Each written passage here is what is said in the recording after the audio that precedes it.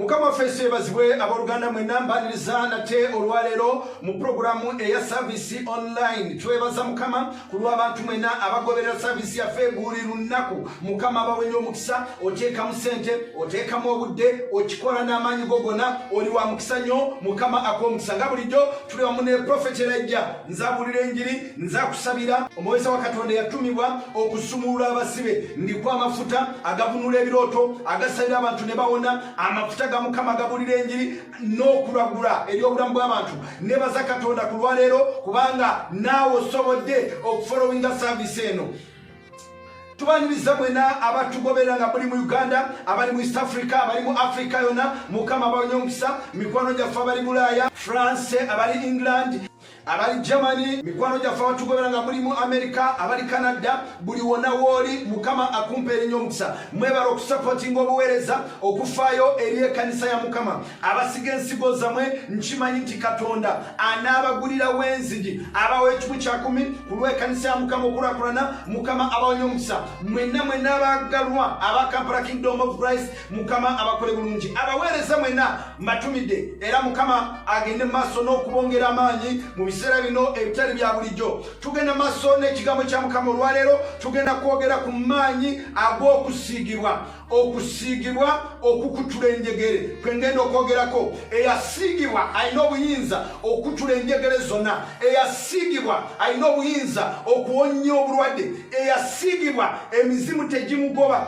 eyasiigibwa agaloota agabagamenya eyasiigibwa awangula kawula n'emyoyo emirala gyonna egimulemesa. N'olwekyo tugenda soma ekyawandiikibwa ekirabika mu Isaaya essula 10 olunyiri lwa 27 mukama abawenya omukisa wagamba nti awo olutuuka ku lunaku olwo omugugu gwe guligibwa ku kibagabega kyo n'ekikoligo kye kirizikirizibwa okuva mu bulago obwo ekikoligo kirikutulwa olw'obugevu bwo. Mukama yebasibwe nnyo mukono gwange njagala ofeenyo eri obwaka buno kubanga Katonda bumpadde osobole okusumululwa.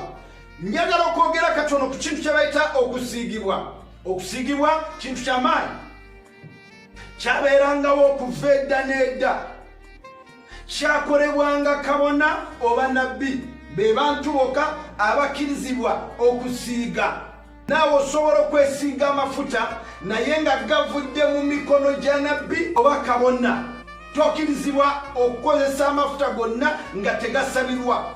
Olina okugakozesa nga waliwo eyagasabira n'akukkiriza okukozesa amafuta ago. Teri kabaka eyabeeranga kabaka nga tasiigibwa amafuta. Tewali nabbi eyabeera nabbi nga tasiigibwa amafuta. Tewali muweereza yenna eyabeerawo nga tasiigibwa amafuta. Yesu Kristo yayogera ku mafuta, abayigirizwa be bayogera ku mafuta, abannabbi abatusooka bayogeranga ku mafuta. Dawudi kabaka ow'amaanyi yasiigibwa amafuta. Bw'oba ng'osiigibwa amafuta obeera omuntu ow'enjawulo nnyo mu linnya lya Yesu Kristo. Isaaya yalagula ekigambo kino ng'abaana ba Isirayiri bamaze ebbanga nga basibiddwa enjegere naye kyava ku ki? Mu kyawandiikibwa kino tulabamu ebintu bibiri. Mulimu omugugu gwe baakutika era mulimu ekyokubiri ekiyitibwa ekikoligo. Kino ekintu ky'omugugu kyakozesebwanga ne kakati waliwo bakyabikozesa okukozesa ente kulima oba kukola ebintu ebyenjawulo. Bwe baakolanga ekintu ekyo baakwatanga ennumi 2 ne bazisibako ebiti 2 ku mugongo. Ennimi ezo zaali nga zirina okuba nga zenkanakana obuwanvu. Kati ne wabeerayo omuntu emabega ng'azikuba emiggo zisobole okutambula ku sipiidi nga zirina kyezisika emabega zisobole okulima mangu mangu. Kati ebintu ebyo baabikozesanga nga baagala okwanguya emirimu gyabwe. Ekintu ekireeta obuddu ebintu bibiri byokka. Ekintu ekyaleetanga obuddu ku bantu abo bwali bwavu kyekisooka, ekyokubiri zaali ntalo. Kati baafunanga abantu nga babajja mu famire z'abaavu oba nga babafunye ku lw'entalo ezibaddewo ne bagenda ne bababaayo by force ne babateeka mu ggwanga lyabwe oba mu famiri yaabwe ne babaweereza. Bayibuli etulaga nti wano abaana ba Isirayiri baali nga bamaze emyaka 5 nga bali mu busibe.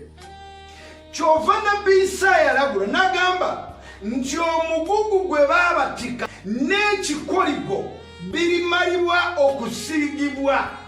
Kansooke kulaga omuntu ono gwe baatwalanga. Bajjanga mu famiri nga mulina kye mwetaaga.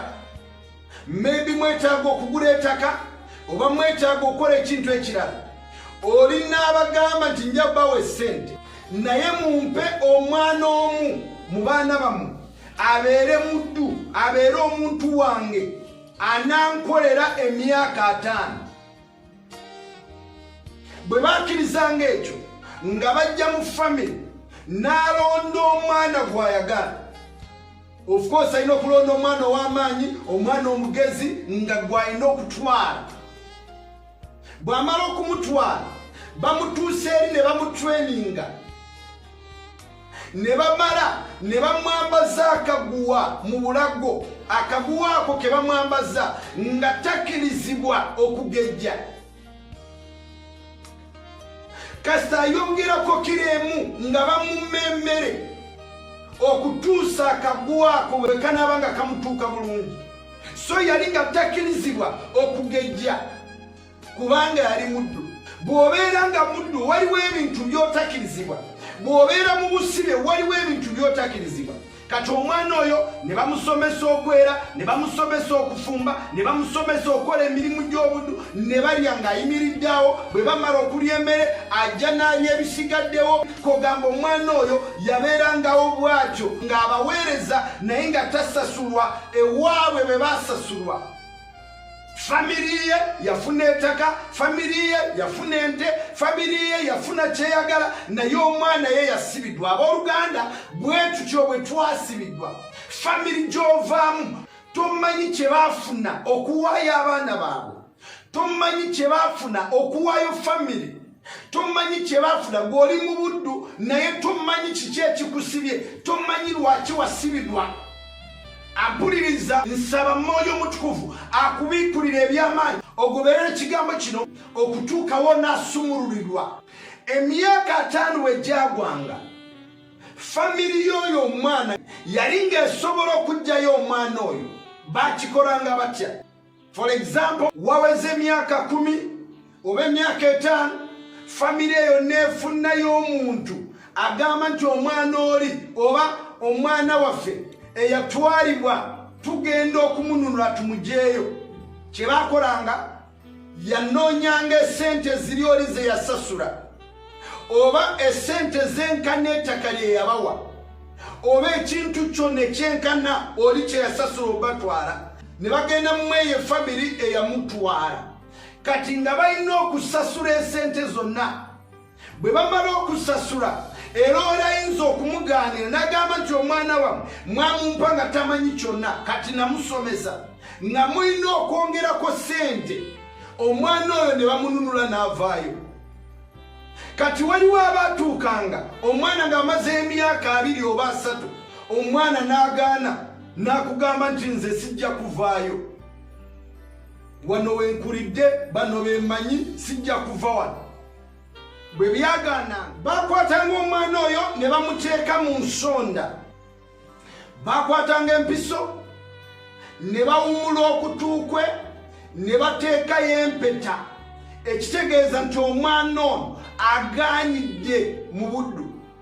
Waliwo bye mutera okulaba ng'abantu abalenzi abawumula amatu gaabwe. Sometimes kikolebwa nga alinga alaga nti nze nakkiriza, nalemeddeyo mu bisiyaga, nalemeddeyo mu kibi kino, bwentyo bwendi. Omwana okitegeeza nti famiri tekyamuyinako obuyinza, yalemerayo. Kati awo famiri yavangayo n'emuleka, omwana oyo n'asigala mu buddu. Omulimu gwa Yesu mu kintu kino eky'obuddu, Yesu yajja n'akola buli kimu eri obulamu bwo, n'asasula omusaayi gwe, n'akola ekyomuwendo kyonna kye baamusaba ng'akikola. Naye Yesu Kristo yanunula abakkiriza. Bw'oba nga tokkiriza, waliwo abalemerayo. Kati abalemerayo n'asigala ng'alinga agamba nti nzuuno siriva mu buddu. Naye yenna eyakkiriza Kristo asobola okununulibwa n'avaayo. Number 2, waliwo abantu abatwalibwa ku lw'olutalo. Entalo zabangawo eggwanga nga terina amaanyi ne balumba eggwanga ne bajjayo abantu nga baddaneri wekyaba nga babatwala e Babuloni babawamba. Bwe bamala obatuusa e Babuloni abaana basigala nga bakola nga tebasasulwa. Okiwulira nga bali bagavana bali bantu bamaanyi naye nga teri kye bafuna okujjako okulya n'okunywa naye akola ng'omusibe. Waliwo n'abantu sitaani be yatwala nga wasoma ng'oli mugezi naye n'osigala mu busibe. Mikwano gyange, waliwo abantu abalumbirwa nga bawambibwa emyoyo emibi ne gikutwala kifuba ne gikukozesa emirimu gy'obuddu naye tolina kyakukola. Leero nkugamba nti Kristo yajja okumala emirimu egyo gyonna. Kati abo Isaaya be yalagulira n'agamba nti omugugu gwe baakuteekanga ku mugongo n'emigo gye baakukubanga n'ekikoligo kye baakuteekako kirimaliddwawo okusiigibwa, kigenda kuvaawo. Abaana ba Isirayiri bali nga tebali birowooza ku ebyo nga tebabitegeera. Luka essula ey'okuna olunyiri lwa 18 n'olunyiri lwa 19 wagamba nti omwoyo wa Mukama guli ku nze kubanga yanfukako amafuta okubuulira abaavu ebigambo ebirungi, antumye okutegeeza abanyage okuteebwa n'okuzibula abazibe b'amaaso, okuta abanyigirizibwa. Njagala otegeere nnyo omulimu gwa Yesu Kristo mu byawandiikibwa bino. Yajja ng'omuntu agenda kununula oyo eyatwalibwa mu busibe. Nafukibwako amafuta okubuulira abaavu. Ekintu kye bayita obwavu mukwano gwange kikyamu nnyo. Kye bayita obwavu buyinza okutwala mu busibe nga tomanyi. Abawala bangi bafunye embuto ze bataagala ku lw'obwavu. Abantu bakola emirimu egy'okunyigirizibwa ku lw'obwavu. Obwavu buyinza okuvuga ne bukutwala w'otayagala. Obwavu bukugaana okwogera ky'olina okwogera. Obwavu bukugaana okusula w'olina okusula. Obwavu bukugaana okukola ky'olina okukola. Obwavu bukuggyako obuyinza bwonna n'osigala ng'oli ng'omusiru. Obwavu bukulemesa okwambala kye wandibadde ng'oyambala. Obwavu bukutwala ne bukuteeka mu nsonda ne bukunyigiriza. Bangi batambula nga mmenyo bagameke nga si bwa bubi naye ng'obwavu bwamutwala. Bangi basibiddwa enjaga, basibiddwa ebikyamu, basibiddwa naye nga kyava ku ki waliwo omwoyo ogw'obwavu ogukutuulidde. Yesu Kristo agamba nti najja okusumulula abaavu, okubabuulira enjiri. Ntera okufuna abantu bwajja nga azze mu kasole nga sooka n'abuuza abantu nti kati nsasula mmeka okulaba omusumba. Byayingidde ne mu kanisa nga okulaba omusumba osooka n'osasula. Nze ekyo nakigaana. Nyamiriza abalina n'abatalina, abaavu n'abaggaga. Mukama yantuma eri abantu abo, yantuma eri abantu abo okulaba ekisa kya Katonda. Katonda antumye eri obulamu bwo. Haleluya. Yesu agamba nti nasiigibwa amafuta okuyamba abo abaavu. Number 2, antumye okutegeeza abanyage okuteebwa. Ogenda tegeera amaanyi ag'okusiibwa my friend. Omulimu gwa Yesu Kristo kwe kujjayo abanyage. Kati oba wanyagibwa lwa bwavu oba wanyagibwa lwa ntalo ezabeera mu famiri zo, olwaleero ovaayo mu linnya lya Yesu Kristo Omunnazaaleesi. Waliwo ebintu ebitayinza okuvaawo oba nga tewasiigibwa. Mukama antumye eri obulamu bwo. Mukama waliwo n'abantu baatumye eri obulamu bwo okusiiga amafuta osobole okuvaayo. Yesu Kristo agamba nti nasiigibwa okutegeeza abo abanyage abanyagibwa. Mukwano gwange watwalibwa, wanyagibwa, wasibiddwa naye agamba leero oteebwa. Lwe lunaku olw'okuteebwa. Kye bayita omwaka ogw'ekisa gwalabikira mu Yesu Kristo. Omuntu bw'abeera nga musibe waliwo emitendera egibaawo asobole okuvaayo. Bajjaaji balina okujjajinga ne balaba nti omuntu ono omusango gumugibwako oba ebiseera bye bituuse asobole okuvaayo. Naye wadde waliwo bajjaaji waliwo baloya, waliwo prosecutor, waliwo abantu abo bonna abajjajinga omusango gw'okusibidwa. Waliwo omuntu ali omu yekka, president ne bw'agamba nti amakomera gonna agali mu Uganda abasibe bonna bateebwe, president alina obuyinza okusumulula abasibe nga tebiyise mu mitendera egyo gyonna.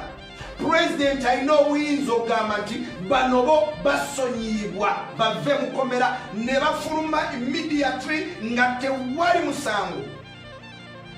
Yesu mwana wa Katonda yajja nga alina obuyinza obwo. Bwe yali ku musalaba yagamba nti kiwedde.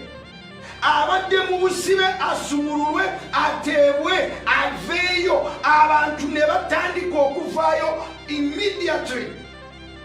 Omusaayi gwa Kristo Yesu gwatufuula abantu abedde. Mu Baleevi essula y'omunaana olwa 10 wogera ku musajja gwe bayita Aaron yasiigibwa amafuta asobole okuwangula, asobole okuyitawo. Wagamba nti Musa n'addira amafuta n'agafuka ku weema ne ku byonna ebyagirimu n'abitukuza. Olunyiri lwa 11 kandi usome. N'amasirako ne ku kyoto emirundi 7, n'afuka ku kyoto ne ku bintu byakyo byonna, n'ekyokunaabiramu n'entobo yakyo okubitukuza. Olunyiri lwa 12. N'afuka amafuta ku mutwe gwa Aaron okumutukuza. Era kasoma olunyiri lwa 13. Musa n'aleeta abaana ba Aaron n'abambaza ebizibaawo n'abasiba enkoba n'abasibako ebirimba nga Mukama bwe yamulagira. Mukama yeebazibwe nnyo.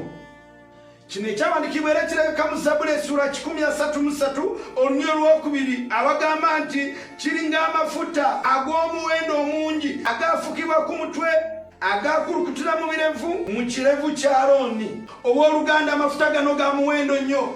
Alooni okukirizibwa ne famiri ye bafukibwa kwa mafuta, naye tulaba nga Alooni yafukibwako ku luno nga bamufuka kwa mafuta. Bwe bamala okufukibwa kwa mafuta, Musa n'addira abaana be n'abambaza eby'omuwendo n'abateekako obubonero ng'abaana ba kabona. Mukama yeebazibwe.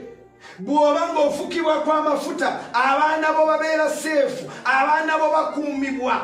Bw'ova mu busibe n'abaana bo banaagibwanga mu busibe, ebirondoola bijja kubanga tebikyakulinako obuyinza. Mukama yeebazibwe nnyo. Leero ngenda kwogera okusumululwa nga kiyitidde mu mafuta, okusiigibwa, okukutula enjegere, okusiigibwa kugenda kuggyako ebyasiba obulamu bwo byonna. Mukwano gwange, Yesu yajja asobole okuggyako ekyo ekikoligo kye baakuteekako. Yesu yajja obusibe bwe baakuteekako bukuve ku mutwe. Kati waliwo n'abalala abaavanga mu busibe ng'omwana oyo bamuggyeeyo abadde mu buddu ne bamuggyayo, bw'atuuka waka n'asigala era teyeekiririzaamu nga tasanyukira embeera gy'alimu kubanga yalwawo nnyo mu busibe. Abantu abajja abaana ku street bateera okufuna ebizibu eby'enjawulo. Bw'oyogera n'akugamba nti omwana ono si mwangu okubeera naye kubanga oluusi omuleeta waka n'omufuula mwana, naye ye munda mu ye asigala ng'awulira nti siri mwana mu maka gano, nze ndi muddu. Kogamba okusibiddwa kumulemera ku mutwe, n'asigala ng'alowooza nti nkyali eyo gye bansibira, nkyali eyo. Bakugamba nti omwana oyo oluusi ajja, bwe mugenda okulyayo asigala ng'ayimiridde mpaka ng'omuganye nti jangu olye. Bw'obanga tomuganye nti tuula, tatuula. Bwe mutuula ku mmeeza n'omugamba tulye ffenna, yayagala aliire eyo kubanga akyali ku street mu magezi ge. Bwe bamala okulya emmere ne baddira bino ebisigadde ne babiyiwa eri mu dustbin, naye ono ekiro alowooza nti abantu bano bayinza okungoba enkya. N'agenda n'akwata emmere eyo n'agiwa mu kaveera n'agiteeka wansi w'ekitanda kubanga takkiriza nti enkya ngenda kusigala wano. Era ku makya muleeta emmere ne mulya, era biri bye musigazizza ajjamu n'abiteeka mu kaveera n'abiteeka wansi w'ekitanda, takkiriza nti mwana wa waka. kati ogenda kuwulira ng'omwezi guwedde ng'ebintu biwunya munoonya we biwunyira mugenda okulaba nga biri eri wansi mu kisenge ky'omwana oyo n'ogenda okulaba nga waliwo emmere gye yakwekayo. Omuzadde omutuufu awamugamba nti mwana wange kkiriza nti oli waka. Kati abantu bano abatannaba okukkiriza nti baanunulibwa kyetaaga buli lunaku osigale ng'omugamba nti wanunulibwa wasaasidwa tokyali musibe tokyali muddu. Buli lunaku bwe tuba twagamba nti tebukyali basibe twagala mu mutwe gwo osigale ng'olowooza nti nasumululwa sikyali mwana wa busibe sikyalimu ebyo. Weetaaga nakkiriza nti nasumululwa. Nsaba enjiri ende kutuukire gwe atannaba okukkiriza nti Yesu Kristo yakununula. Waliwo atuuka mu kanisa mu kifo ekyokulaba Yesu Kristo mu kifo ekyokulaba okununulibwa gw'ogenda n'olaba akawala k'otunulako n'okatwala. Mu kifo ekyokulaba Kristo yakununula gwe kyolaba olaba mu nsawo z'abantu obbayo ku ssente. Mu kifo ky'okukkiriza nti wanunulibwa osigala mu lugambo. Mu kifo ekyokkiriza nti Kristo yakununula oyambala omwoyo gw'ettima. Abalala bwe banga bawayo obujulizi gw'owulira bubi. Teweekiririzaamu nti naawe oli mwana wa Katonda, naye naawe bw'okkiriza osobola okuwayo obujulizi ng'abalala. Naawe oli mwana wa Mukama, naawe oli mwana wa Katonda, naawe oli wa kitiibwa. Naawe kkiriza nti wanunulibwa. Mukama yeebazibwe nnyo. Nsaba okkiriza olunaku olwaleero Mukama akutule ekikoligo ekiri ku mugongo gwo, akutule ekyo ekyakwambala. Ekikoligo ky'obaavu kiteekwa okuvaawo olwaleero mu linnya lya Yesu. Amafuta gakutula ekikoligo eky'ekibi ekyakwesibaako. Waliwo ebibi naye ate waliwo ekibi. Wandibanga wava mu bibi naye nga waliwo ekibi ekyesiba ku bulamu bwo. Osaba oli mulokole naye nga waliwo ekintu ekyakugaanirako. Ebibi ebyo mulimu okusinza ebifaananyi. Wandibanga oli mulokole, wandibanga oli muntu wa Mukama, wavaayo olowooza nti wava ku street ng'oli mu maka naye waliwo obuntuutu bwe weesibyeko. Oli ng'omwana atakkiriza nti yanunulibwa. Muve mu kusinza ebifaananyi. Ebibbo by'abajjajja bikyali mu luumuyo. Ebifaananyi by'abafu by'olabako buli kaseera obiteeka mu luumuyo. Engoye z'oyo eyafa osigala ng'ozitunulako. Oli mulokole, oli muntu wa Mukama naye okyasibiddwa ebintu ebyo. Bw'oba nga toloose mamba we yafa oba daddi we yafa towulira bulungi. Tonnabakkiriza nti Yesu Kristo yakununula. Tonnaba. Va mu busibe mu linnya lya Yesu Kristo. Ky'oba okyali mu bafrimaso, ky'oba okyagenda mu Illuminati, ky'oba bakugamba kigenda ofuna obugaga mu nnyanja n'otwala amagi n'oteekayo ng'onoonya obugaga. Amajiini gakufuga ne gakutwala nga bwe gaagala. Tonnabakkiriza nti oli mwana wa Katonda. Tonnabakkiriza nti walokoka. Tonnabakkiriza nti gwe wakkiriza yasobola okununula. Okyagenda kusaba wa profeti, okyagenda kusaba mu kanisa naye ate okyagenda basamize. Okyesibyeko obuddagala. Bakyakugamba by'onaaba naawe obinaaba. Bakugamba by'okola naawe obikola. Naye ate ku Sande gwasooka ku ntebe esooka mu maaso. Oliko obusibe bw'otamanyi. Wasumululwa mu birabika naye mu magezi go okyali muddu. Vaayo mu linnya lya Kristo Yesu. Tosobola kwebaka nga tosoose okunywa etaaba. Tosobola kwebaka nga tonywedde enjaga. Tosobola kwebaka nga tolidde mayirungi. Tosobola kwebaka nga totunudde ku pornography. Tosobola kwebaka nga totunudde ku bifaananyi by'abantu abali bwere. Tosobola kwebaka nga tonywedde mwenge. Njagala okugamba nti olwaleero amafuta gagenda kutula endowooza ezo zonna. Tosobola kwebaka nga tokoze ebintu ebyo walokoka naye obusibe bukyali eyo obikola nga weekwese nti wanunulibwa.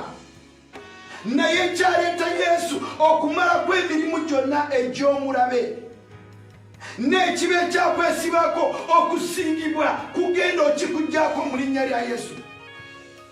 Ennaku yakwesibako tosanyuka wadde. Buli kigambo ekifuluma mu kamwako kyakukolima. Yegwagamba nti togasa, yegwagamba nti waakiri nandibadde nga nafa dda. Okyesibye, okyali mu busibe. okyali mu bulumi Mukama asobola okujjamu eyo mbeera amafuta gokka ge gasobola okujjayo okusiigibwa. Aroni bwe yasiigibwa teyasulayo. Aroni bwe yasiigibwa yafuuka ekitonde ekijja n'abaana be ne bavaayo. Leero ngenda kutoola ku mafuta nkwano enkinge Mukama asumulula obulamu bwo. Amafuta gasobola okumenya ekikolimo ekirondoola. Abooluganda mufeeyo nga nnyo eri ebintu bino ebirondoola. Bayibuli etulaga ekikolimo Joshua kye yateeka ku Yeriko. Joshua bwe yamala okumenya Yeriko yateekako ekikolimo ku Yeriko n'agamba nti omuntu yenna aligezaako okuzimba Yeriko agenda kufiira omwana we asooka oba first born. Era bw'aliba ng'amaze okuzimba Yeriko ng'ateekako enzigi agenda fiirwa last born omwana w'asembayo. Joshua bwe yamala okulima Yeriko omulembe ogwo gwagwawo ne wagwa emyaka 600 nga Yeriko tezimbibwa, nga Yeriko eri ng'amatongo, nga Yeriko tekolebwangako. Emyaka 600 nga giweze omugaga we bayita Hirayi n'avaayo n'atandika okuzimba Yeriko nga tamanyi ekyabaawo, nga tamanyi oba bagikolimira, nga tamanyi kye baakola. Hirayi n'akola pulaani n'anoonya abantu abamuyamba n'atandika okuzimba. Naye olunaku lwe yateekako enjinja first born gwe bayita Abiramu, omwana oyo n'afiirawo. Omwana nga talwadde mutwe, omwana nga talina kizibu kyonna, ne bakaaba kitalo ddala. Omwana agenze ne bagenda mu maaso n'okuzimba. N'agenda mu maaso n'azimba. Abooluganda laba omugagga ng'amaze okuzimba bwe baali nga bamaliriza Yeriko nga bali mu kugigala nga bateekako enzigi. Laba omwana asembayo last born we gwe bayita Segubu ng'afa. Omwana bwe yamala okufa omugagga n'agamba nti kino sikitegeera, kiki ekibaddewo? Ne baleeta ebitabo ne batandika okusoma. Bwe basoma ebitabo n'agenda okulaba nga emyaka 600 emabega Yoshua yakolimira Yeriko. Ekikolimo kyali kiri mu bbanga nga kibalinze emyaka egyo gyonna. Ekikolimo kisobola obalondoola ne kibeerawo. Bulaba nga abantu bafa nga tebakaddiwa, nolaba abantu nga tebagagawala. Buli afuna kamotoka afiirawo, buli atandika ogagawala aba agenze, buli awasa tazaala, buli afumbirwa tafuna mirembe. Bafumbirwa naye bonna baavaayo, ate avaayo yafiirwa bbaawe. Kogamba nolaba nga naye nga waliwo ekikolimo ekibeesibyako. Amafuta gakutula ekikolimo ekirondoola. Leero ngenda kusabira mu saavisi ey'olwaleero Mukama akutula ekikolimo. Mukama agenda kutula ekikolimo ekirondoola n'ebikoligo bye baakuteekako. Owooluganda weetaaga amafuta okuwona ekirwadde ky'oliko, weetaaga amafuta okusumululwa, okusiigibwa kunaakuggyako enjegere zonna ze baakusiba, okusiigibwa kugenda kwonya ekirwadde kye baakuteekako, okusiigibwa kukakwe kukuggyako ebikolimo ebirondoola bye baakuteekako, okusiigibwa kwe kugenda okuggyako ekyo ekyakwesibako nga tomanyi, okusiigibwa kwe kugenda okuleetera okusaasidwa, okusiigibwa kwe kugenda okukyusa ekyo ekyokukyayibwa. Buli agezaako okuyamba kuviira, buli agezaako okuyamba afiirawo, buli agezaako okukwata omukono yavuwala, buli agezaako okusomesa ebibyo ebigaana. Mukwano gwange waliwo ekikolimo ekirondoola ekiri ku bulamu bwo. Olwaleero ogenda siigibwa, ogenda siigibwa. Mwetaaga okusiigibwa. Abasumba mwetaaga okusiigibwa, abaweereza mwetaaga okusiigibwa, abagagga mwetaaga okusiigibwa. Okola bizinesi yagana weetaaga amafuta, osiiba n'osaba naye nga tonnaba kusiigibwa. Ekikolimo kikyali ku mutwe gwo, kiriza olwaleero okusiigibwa. Aroni yamala ebbanga ddene ng'aweereza ne Musa naye nga tannaba kufukibwako amafuta. Tonnabakkiriza nti oli mwana wa Katonda. Bw'oba Katonda bakkiriza bakusiiga amafuta. Naye waliwo ekibayita enkwatagana. Yesu Kristo yagamba nti endiga zange nzirina mu mukono, teri ayinza okuziggyaamu. Owooluganda nkugamba bw'osiigibwa teekako okubeera ne Yesu mu bulamu bwo. Bw'omala okubeera ne Yesu mu bulamu bwo wabeerawo endagaano. Waliwo endagaano ez'ekika ezaalaawo. Okufa kwammwe n'okulondoolwa kwammwe biva ku bintu by'ekika bye babateekako. Naye bw'omala okwaniriza Yesu ebintu ebyo bivaako.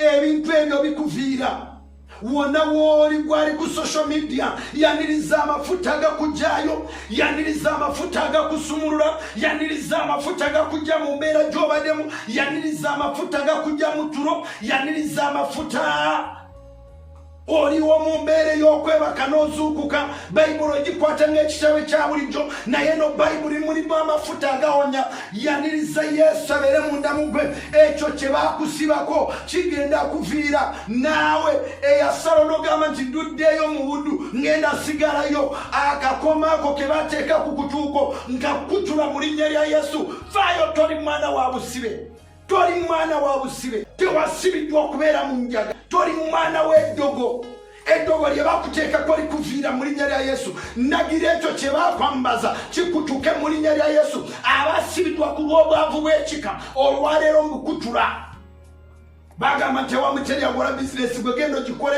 katonda n'abeeranga naawe osiigibwa olwaleero kwata nointingi osabe naawe oba tenabakusabiddwa giyimuse waggulu ngenda gisabira katikati anointing egenda kubeera anointing nga si ya bulijjo n'abatagirina genda oginoonye ng'oli mu kulaba vidiyo eno ogikwate osabe anointing eyo mu kukkiriza egenda kubanga eteekateekebwa okusumulula obulamu bwo kyonna kye baakuteekako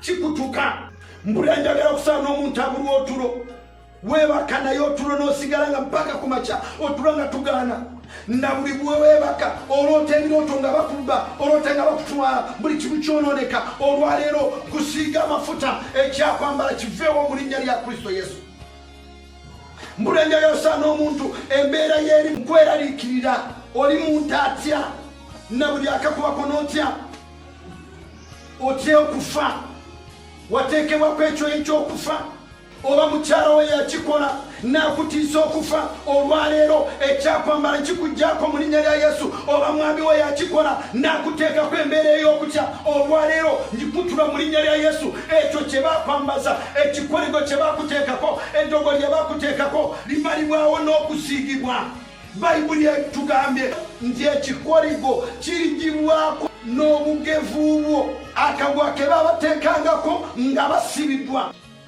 bwe bamufuulanga muddu waliwo akantu ke babambazanga mu nsingo nga takirizibwa okukatuukako ng'agejja naye bwe yatuukanga waka nga bamaze omusumulula okugejja kwakutulanga akaguwaako nkugamba olwaleero mukama akuwa okugejja mu by'obuggaga akuwa okugejja mu by'ebizimbe akuwa okugejja mu magezi akuwa okugejja mu njogera bayibuli etulaga gwe beta Yabesi bwe yali ng'asaba essala Yabesi agamba nti mukama gaziya ensalo zange owooluganda ensalo zo zigaziyibwa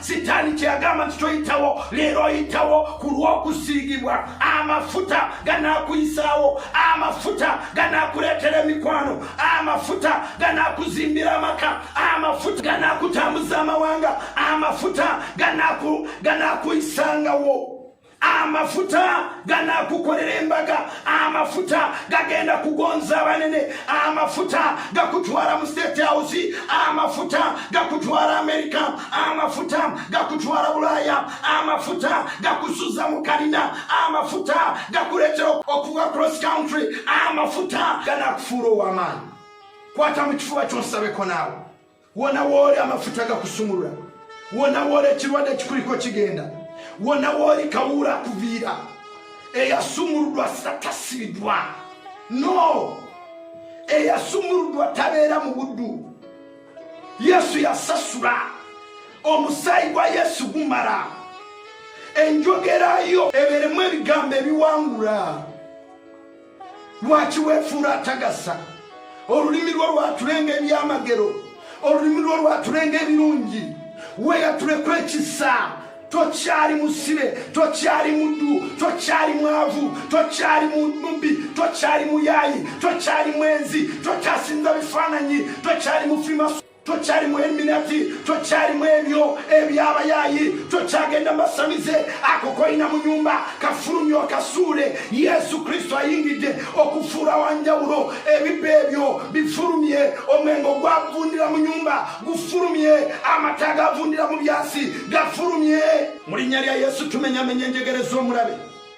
Owange tandika osabe, weekutuleko ekikoligo kyonna. Abantu bajja kunoonya, abagaga bajja kunoonya, abagezi bakunoonya. Saba saba saba ekyakwambala kikutuka. Saba saba saba kabuula zigenda. Saba saba saba emyoyo emibi gye bakwambaza gikutuka mu linnya lya Yesu. Tobeera ng'owuliriza abalemererwa. Nedda nedda nedda. Bw'oba ng'oyagala amagezi tonoonya abalemererwa. Bw'oba ng'oyagala okuzimba ekkanisa ey'amaanyi towulira abalemererwa. Nedda. Bw'oba ng'oyagala okuzimba ekalina towuliriza abo abazizimba zigana. Oba waliwo omuntu eyakikola Mukama nga yamusobozesa, yogera n'oyo oyitawo. Ndabye Mukama ng'akikola, ndabye Mukama ntambuza mawanga, ndabye Mukama nga nsimbira ebizibe, ndabye Mukama ng'atuusa ebyafaayo, ndabye ekisa kya Mukama. Owooluganda tojja sigala kyekimu, omwoyo wa Mukama ali naawe. Kitaffe omulungi atalemererwa, nkwata amafuta mu nsi ey'omwoyo nga yuwa eri oyo ali nga Alooni abadde ali ng'eyasuulidwa. Emikwano gyamulekawo, ensi emulumya bulumi. Naye olwaleero njatula ekisa kyo eri abo bonna abakkiriza okuva mu buddu, abakkiriza nti wafa n'ozuukira bafune obulamu obutagwawo. Olwaleero basumululwa, olwaleero bavaayo, olwaleero balaba ekisa, olwaleero bakyusibwa embeera mu linnya lya Yesu. Emizima egirumba ekiro, gwe dayimooni tolina buyinza. Bwagamba tajja kufumbirwa, bwagamba tajja kuwasa, bwagamba tajja kukulakulana, bwagamba tajja kuwangula. Kugambye genda muviire mu linnya lya Yesu. Genda kye bateeka munda mwoyo ngambye kimuviire. Amaaso ge galaba ekisa kya Mukama, amatu ge gawula ekisa kya Mukama. Ebigambo ebiva mu kamwa ke bibeereko okusiigibwa mu linnya lya Yesu. Abamukyawa leka bakomewo. Olimba dayimooni, va ku bulamu bwe, va mu bulago obwo, va mu lubuto olwo, va mu mugongo gwe, va ku mutwe gwe, va mu maaso ge. Genda mu linnya lya Yesu. Tamakage wabeera kubafaya muganda wange, kubafaya mwanyinazi. Eddogo ligenda kubafaya mwana wange, oyasumulwa kubafaya. Omuliro gwokya enjegere, gwokya ebyo bikusibye, amafuta gaago wagafunye dda. Oyitawo mwana wange, oyitawo wangula. Olwaleero lunaku lwo mu linnya erya Yesu Kristo. Amen. Oba tunabakwaniriza Yesu mu bulamu bwo? Yatula ebigambo bino, gamba nti ayi Yesu nkwaniriza, jangu mu bulamu bwange. Nzikiriza nti wafa n'ozuukira nfuna obulamu obutagwawo. Siridde mabega kubanga nzikiriza nti omusaayi gwo gwanunula. Nange nsaba mbeera omwana mu makaago emirembe n'emirembe mu linnya lya Yesu. Amen. Kati oli mulokole, Katonda kuwa omukisa nnyo. Nkusabidde ekisa kya Mukama kikwambale. Osobola okunkubirako ku namba zino z'olaba, era Katonda agenda kutambula naawe. Buli kyonna ky'oyagala Katonda akirina. Nange we ninga nabbi wa Mukama kusabako naawe. Eyasumulwa era tasigala mu busibe bw'obutawaayo. Ngenda kusabira kimu kya 10 ky'owaayo, ngenda kusabira ensigo gy'owaayo n'ebiweebwayo ebizimbe kanisa ya Mukama. Oyagala kusiga, omulabe takukema, amaanyi mu kusiga. Bw'osiga ky'osigira kituukirira. Yangu osige mu linnya lya Kristo Yesu. Waayo kimu kya 10. Mukama oba akuwadde omulimu, oba Mukama akuwadde omukisa n'ofuna sente. Kimu kya 10 tetukiwa ku musaala gwokka. Kimu kya 10 tukiwa ku sente zonna ze tufuna. Oba otunze ettaka, oba otunze ennyumba, oba otunze emotoka, oba waliwo ekintu kyo ky'otunze, gyako kimu kya 10 okiweeyo ne Mukama n'akuwanga omukisa. Oba waliwo ky'osabira kisiibire era kisigire. Okwewaayooko kuconnectinga amafuta. Kitaffe ali mu ggulu, sabira abo abagenda kuwaayo. Onasazeewo okusiga, nsaba akungule akawungezi k'olwaleero. Oyo asazeewo okuwaayo kimu kya 10, nsaba oyimirire naye ku mirimu gye, tewabeera amuzza emabega. Omuwe ekisa, omuwe essanyu. Obugaga bwe bubikako omusaayi gwa Yesu. Omulimu gwe gubikako omusaayi gwa Yesu. Amaka ge gabikako omusaayi gwa Yesu. Mu linnya erya Yesu Kristo. Amen. osobola okulaba vidiyo eno negwayo nsaba okole share ogiwe ku bantu bangi era okole subscribe nyiga akantu akakwala ebikola bakaliko subscribe bw'omala okanyiga buli lunaku ogenda kubanga olaba bye tuteeka ku YouTube ogenda kubanga ofollowinga ne videos zonna ezikusomesa ez'okusaba ez'okwegayirira Katonda anakuwanga omukisa. Mukama wa omukisa, kola like okole share okole subscribe. Mwebale nnyo, mwebale okunjagala, mwebale okwogera Yesu mu linnya lya Yesu. Amen.